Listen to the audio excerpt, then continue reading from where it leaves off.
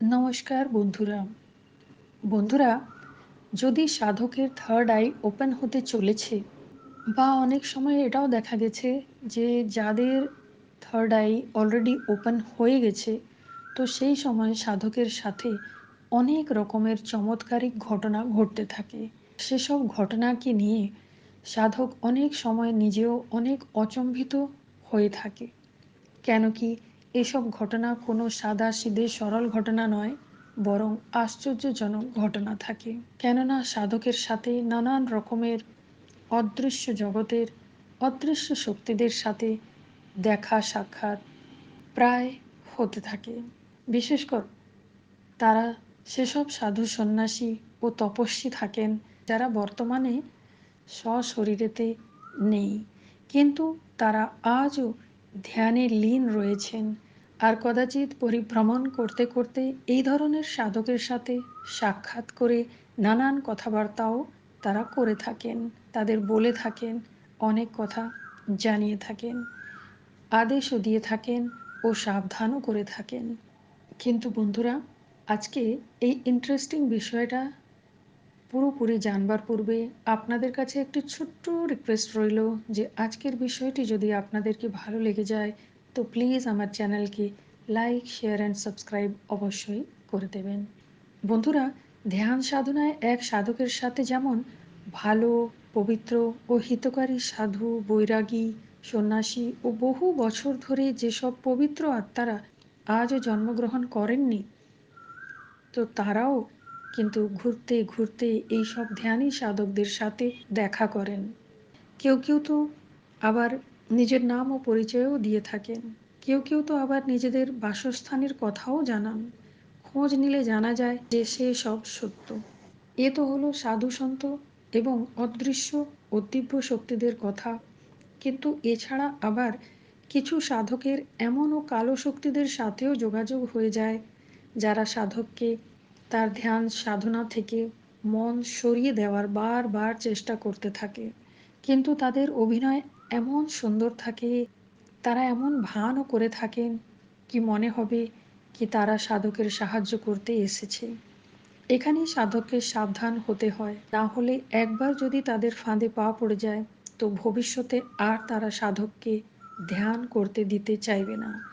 ভালো শক্তি ভালো করতে চায় ও মন্দ শক্তি ধ্যানের পথে এগোতে দিতে চায় না, পদে পদে বাধা সৃষ্টি করতে চায়। তাই যদি কোনো সাধকের এরকম ফিল হতে থাকে, তখন গুরু সাধককে বেশ কিছু কথা জানিয়ে দিয়ে থাকেন। সেই বিষয়গুলোকেও আমরা সংক্ষিপ্তভাবে এখানে জেনে নেব। বন্ধুরা, নর্মালি আমরা কালো শক্তিকে নেগেটিভ এনার্জি মনে করি, কিন্তু আজকে যে আমি বিষয়টি নিয়ে এসেছি সেখানে যে কালো শক্তিদের কথা বলছি সেটা কিন্তু নর্মাল নেগেটিভ এনার্জি নয়। এরাও এক প্রকারের সাধক ছিল কোনো সময়, কিন্তু তারা সফল হতে পারেনি।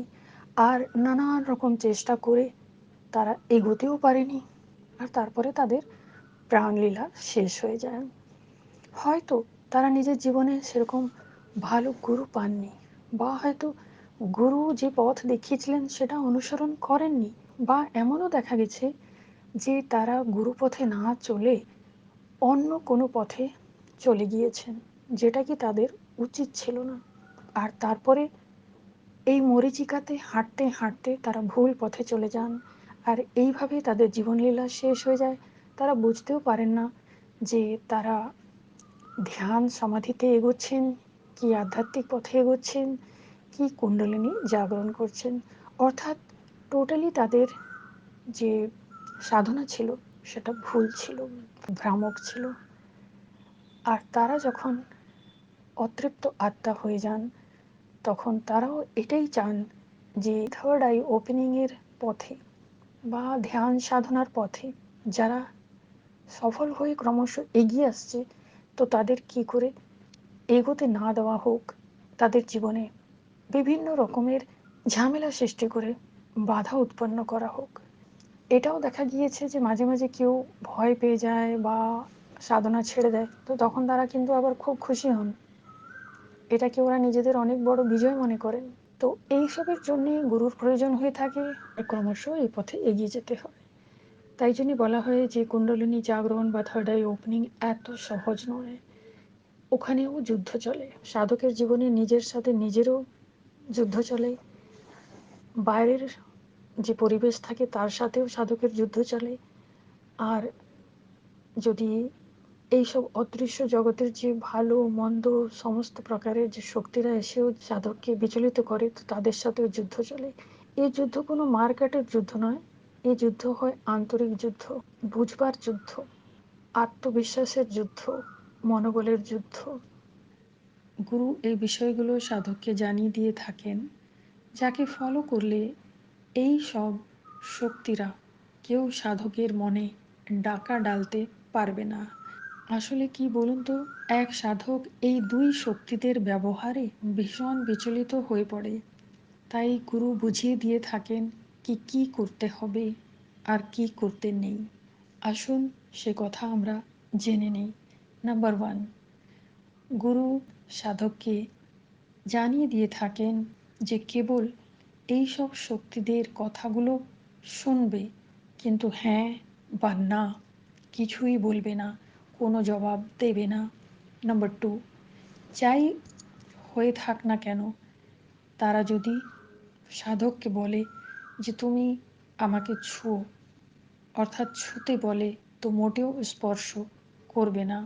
যেমন আমার হাত ধরে আমাকে পার করে দাও, আমার হাত ধরে আমাকে নিয়ে চলো, ইত্যাদি ইত্যাদি এসব কথা মোটেও শুনতে নেই। নাম্বার 3, এইসব শক্তিদের কোনো কথাতে রাজি মোটেও হতে নেই বা হওয়া উচিত নয়, এতে বিপদ হতে পারে। নাম্বার 4, এইসব শক্তিদের কোনো কথার উত্তর দিতে নেই। সে উত্তর যতই জানা থাকুক বা ভালো থাকুক, কিন্তু মৌন থাকতে হয়। নাম্বার 5, যদি তারা সাধককে নিজের সাথে যাওয়ার জন্য ডাকে, তো সেসব শক্তিদের সাথে মোটেও যাওয়া উচিত নয়, অর্থাৎ নিজের সীমারেখার বাইরে পা রাখতে নেই।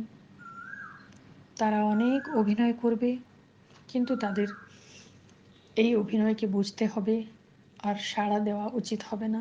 এই ধ্যান সাধনাতেও অনেক রকমের শক্তিদের সাথে দেখা হয়, কিন্তু যদি গুরু প্রদত্ত সঠিক পথের অনুগমন করা হয়, তো সাধকের জীবনে আর বাধা আসবে না। বন্ধুরা, আমি আমার বিভিন্ন ভিডিওতে বলেছি যে এই থার্ড আই ওপেনিং চলাকালীন বা ধ্যান সাধনা চলাকালীন এক সাধকের জীবনে কত রকমের অদৃশ্য শক্তিরা আসেন। তার মধ্যে অনেক ভালো শক্তিরাও থাকেন, সাধু সন্তরাও থাকেন। এরা তো ভালো পথ দেখান, ভালো কথা বলেন, কিন্তু তবুও যখন কোনো সাধক একদম সাধনার উচ্চ স্তরে পৌঁছে যায়, তখন কিন্তু সেই সাধককে গুরু নির্দেশিত কথাবার্তা ছাড়া অন্য কোনো বিষয়কে নিয়ে চলাটা ঠিক হয় না।